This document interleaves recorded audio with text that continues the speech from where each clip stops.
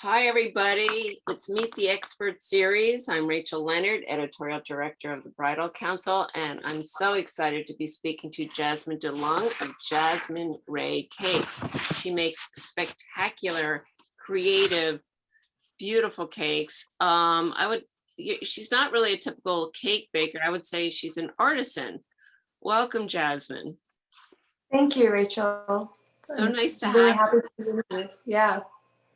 Tell us about your background, your art and psychology background, and how you got into cake baking.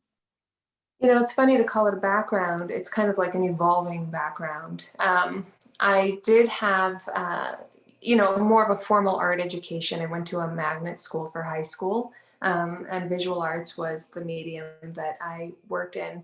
And then I moved into cognitive science for undergrad. And I started my bakery shortly after that, after graduating. And I had no experience with baking or working with food, but the art medium, the art background kind of informed how to use this new medium of food. And then while I was in the thick of my business, I ended up going back to school, grad school for psychology. So all of those things kind of inform, the background or the underpinnings of what I do. But, it kind of manifests in its own kind of unique confluence of those things. I mean, you can tell that you create a cake as if it's an art medium. Yes. So the cakes are about nature's elements. Is that what you would say? How do you describe describe the approach, or what is your approach to this? I'd say that a lot of it is really informed by the natural process. So, kind of at some point, um, I think one way you could kind of describe how the techniques form is, you look at nature and you say, oh, that rock is really incredible. How could I recreate that with sugar? But then kind of like at deeper layers, it's really about accepting what is happening, about making a relationship with the materials, and then something new is formed that you could not have designed. So, I think a lot of people call themselves like a cake designer or something. And to some degree, I am doing a lot of design work, but I have to leave a huge space open for the moment, the materials, the environment, the relationship with all of those things to inform the way something manifests.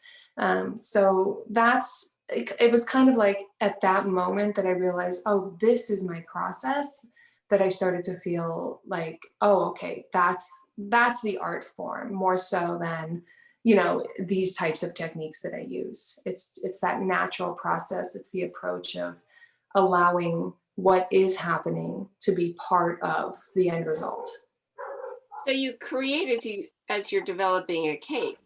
Would that be right? Instead of saying, I've got Yes, this idea in my head and you draw it out and here's the look, you just exactly. organically. That's so incredible. I mean, to do that with baking, which is a challenge, I would think.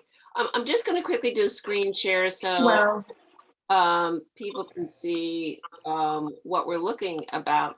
You have these, I mean, they're incredible. Tell us, so you have water and structure and atmosphere, and it's very, the elements, right? I mean, yes. wind, what a great idea. I mean, that it's incredible. Um, and so you fell upon that how? How did that happen? What The do you mean? themes of your cakes versus just doing, pretty cakes with flowers on it. Right. Um, so I would say there was kind of like a moment where freedom came for me. And, I talk about it as being about 8 years into my business. So I'd been kind of developing a lot of skill and experience as a business person and as a cake maker, and working with this material, starting to learn a little bit more about what this material can do. And one of the things that happened was what was really popular around that time, and to some degree still is to drape your cakes with fondant, which is a rolled sugar paste. And my environment, my bakery was very, very, very dry. And because it was so dry, draping often resulted, if I wasn't fast enough, it resulted in what's called elephant skin, which at the time was considered unattractive, unappealing, a flaw of the cake.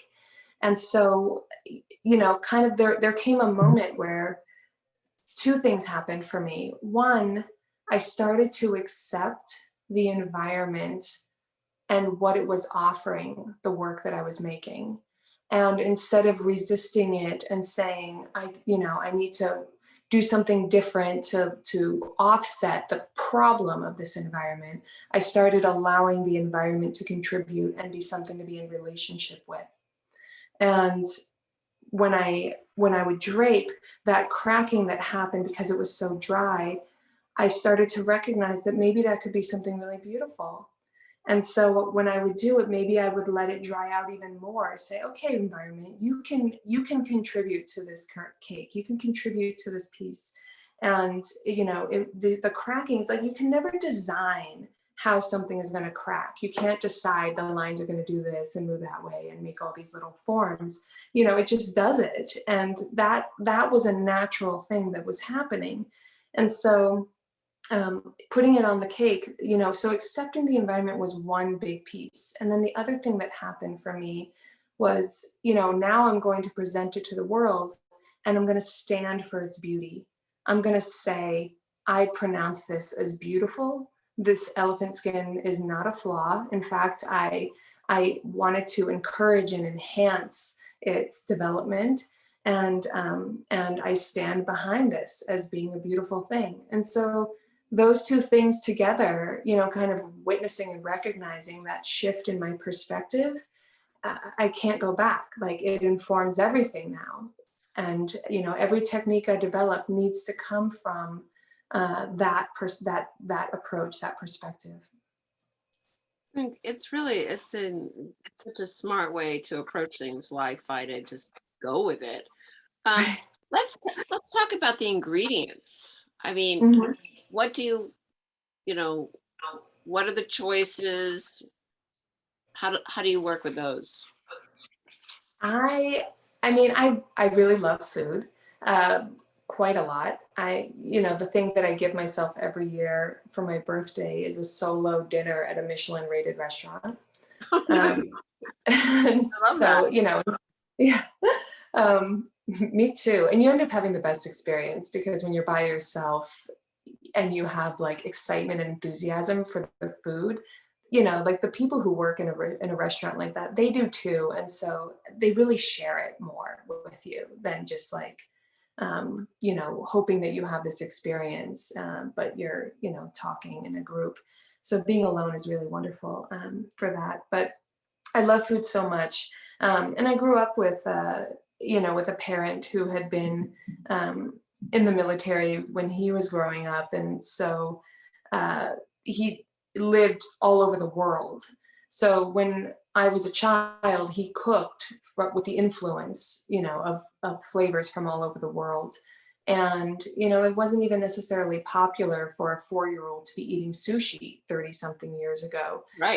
But I was. And so I feel like I'm always kind of moving, for more novelty, trying to balance that, what's familiar and what feels nourishing and wonderful with the excitement of something that's a little bit new.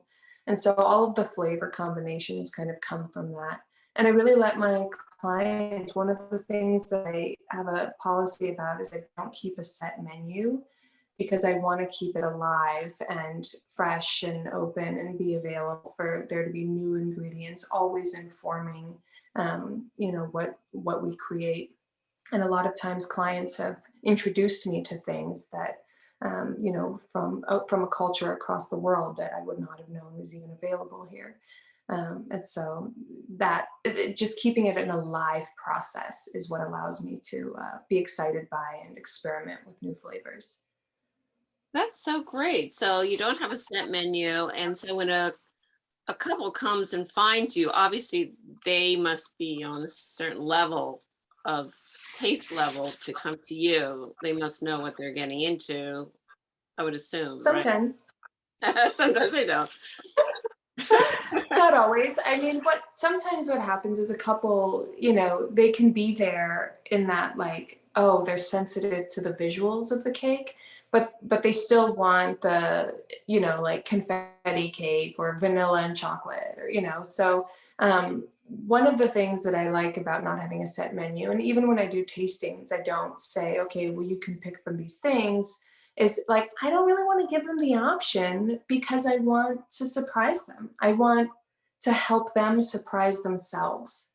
And so often, and many cake makers can attest to this as well, is a couple will come in and say, oh, I don't really like lemon. I'm not really a chocolate person or whatever. And then that ends up being kind of something that they choose. So they're like, ooh, blue cheese in a cake, is that really gonna like be okay? And Oh, then that they end up sounds interesting. loving it. So Right. Wow. That's but that's all part of like keeping the business feeling alive too, right. like again, it's just making the relationships with every aspect, the art, the materials, the environment, the people, all these different things. Like that's how a business feels alive. That's how the art feels alive. Oh, wonderful. It sounds like it's original every time you create one. It's a new experience Yes. for tasting your cakes and for looking at them. That's incredible. And you also have workshops, right? To teach or to help people find who they are, probably, right? Or Yes. versus did you learning do your your technique. did you do your homework? Yeah, I mean, when I started teaching, one of the things that kind of felt like sandpaper for me was